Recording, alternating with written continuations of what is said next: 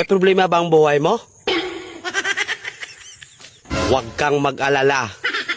May advice ako. Pakinggan mo. No. Alam nyo, ganyan talaga ang buhay. Parang life. Basta yung importante ay mahalaga. At kung saan ka masaya, dun ka happy. Basta wag kang maniwala sa swerte. Kasi malas yun. Minsan ay sometimes. Kaya matuto tayong tumanggap ng acceptance. Halimbawa, for example, ang baby ay sanggol. So kung di mo intindihin, you don't understand.